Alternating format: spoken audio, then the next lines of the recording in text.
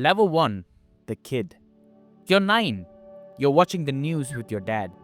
Footage of men fast roping from helicopters into a compound at night.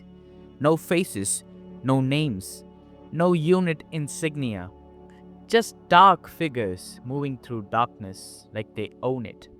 Your dad says those are the real ones, not the ones you see in parades. The ones nobody talk about. You don't sleep that night. Not because you're scared, but because you've seen the thing you want to be. And you're 9 years old and it feels like it's already too late. It isn't. But the clock started that night. Level 2. The candidate. You're 22. You passed the ASVAB. You scored high enough. You raised your hand. You signed the paper. Basic training broke most of the guys around you. You found it manageable. Not easy, manageable. That's the difference that matters. Now you're at selection. Nobody told you what selection actually was. They told you it was hard. Hard was not the word. Day 1, 40-pound pack, 18 miles, no time given, no finish line announced. You just walk until they tell you to stop.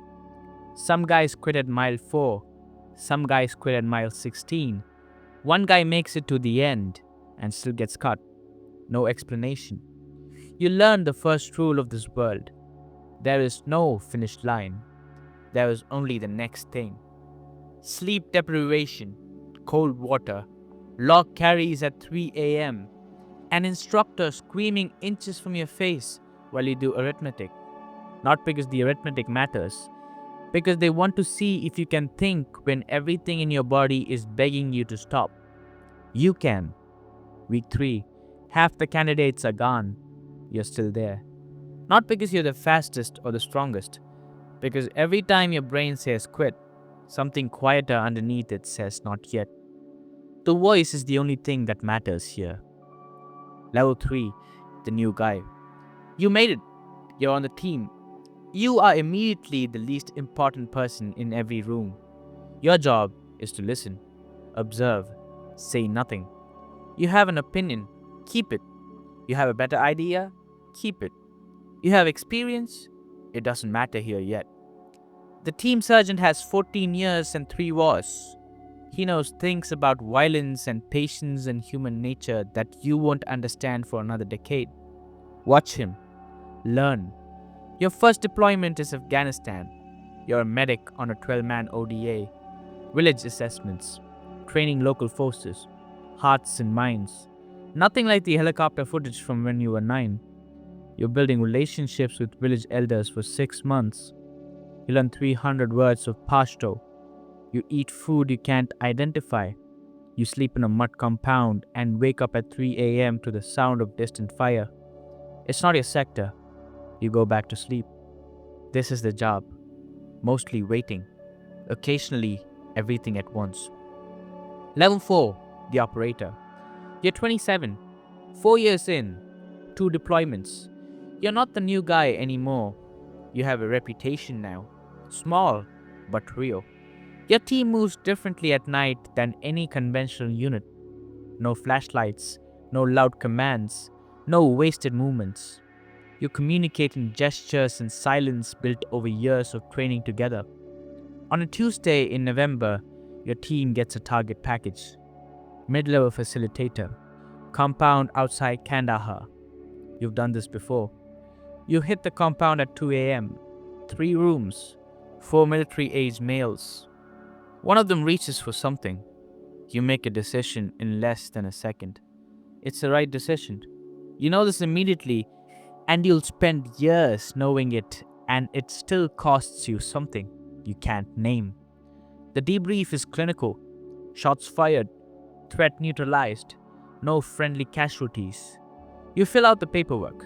You eat breakfast. You go to the gym. This is how you stay functional. You don't process it. You file it. The filing system works until it doesn't. You don't know that yet. Level 5, the specialist. You're 31. You have been selected for a special mission unit. The name doesn't matter. You won't say it anyway. The address is a nondescript building in a nondescript location. The parking lot has cars worth more than most people's houses. Inside are 200 of the most capable soldiers alive. The selection for this unit made the previous selection look like a warm up. Psychological evaluations, polygraphs, background checks going back to childhood. They talk to your ex girlfriend, your high school teachers, your neighbors. They want to know if you're stable. Not brave, stable. Brave is common. Stable under pressure over years is rare. You passed. Your first operation out of this unit is a hostage rescue. American civilian, West Africa. 12 hours planning, 40 minutes execution. You're in and out before anyone knows you were there. The hostage is on a plane home. You're already on another plane to somewhere else. Nobody writes about this. Nobody will. Your family thinks you work in logistics. You let them think that. It's easier for everyone. Level 6, the veteran. You're 35, 8 deployments. Iraq, Afghanistan, Syria, Mali, Somalia, Philippines. Dots on a map that cost you things you don't talk about. 2 teammates buried. One lost both legs to an IED outside Mosul. You were there. You applied the tourniquet. It wasn't enough for his leg. It was enough for his life. He calls you every year on that date. You pick up every time. Your marriage didn't survive deployment 4. Your daughter was 3 when you left and 5 when you came back. And those 2 years are still missing between you like a gap in a bridge. You're working on it. The work is slow. At home, your body doesn't know it's home. You wake at 3 a.m. and check the windows. You sit with your back to walls in restaurants. You scan parking lots before you cross them. Your therapist calls this hypervigilance. You call it Tuesday. You're not broken. Don't let anyone tell you you're broken. You're calibrated for an environment that doesn't exist here. The recalibration takes time. Some days it's fine. Some days it isn't. Level 7, the instructor. You're 38. They want you to teach. You resist for 6 months. Then you go. You watch 22-year-olds go through the same selection you went through. Different faces, same eyes. That look of controlled desperation that means they're close to the edge but choosing not to go over. You were that guy. You know exactly what he needs to hear and exactly when to say nothing. One candidate reminds you of yourself so specifically it's uncomfortable. Fast, smart, stubborn in the right way. He almost quits on day 11. You don't talk him out of it. You just stay nearby. He doesn't quit. 3 years later, he's on his first deployment. You hear his name in a debrief and feel something you can't quite call pride, because pride implies ownership, and he did the work himself. But something close to it. This is the part nobody tells you about the job. The part where the thing you built starts building other things. Level 8, the commander. You're 42. You command a squadron. 300 men. 40 years of combined combat experience in the room when you brief. You plan operations that don't exist on paper. You sit in rooms with generals and CIA officers and State Department officials, and sometimes the decision comes down to you. Not officially, but everyone looks at you when the question gets hard, because you've been there when the decision lands. They haven't. You send men into places they might not come back from. You sign those orders. You've done it 23 times. 22 of them came back. You know the name of the one who didn't. You know the wife's name, his daughter's birthday. You went to the funeral in dress uniform and stood at the grave, and his mother looked at you like you had answers. You didn't. You still don't. You just stood there. Sometimes that's the whole job. Level 9, the last brief. You're 46. 3,100 hours of operations across 22 years. A chest full of medals you never wear outside of ceremonies. Your knees are destroyed. Your left shoulder has been reconstructed twice.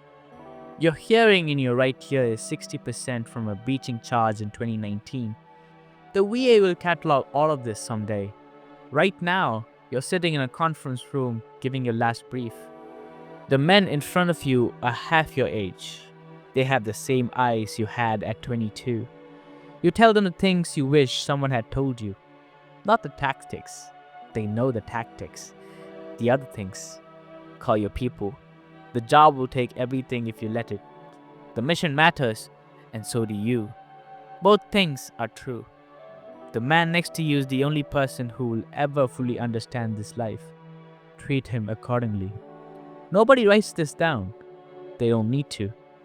They learn it the same way you did, through the years, through the losses, through the quiet moments where you're somewhere in the dark on the other side of the world, and the radio is silent, and the stars look different, and you understand for the first time that you are exactly where you were always going to end up.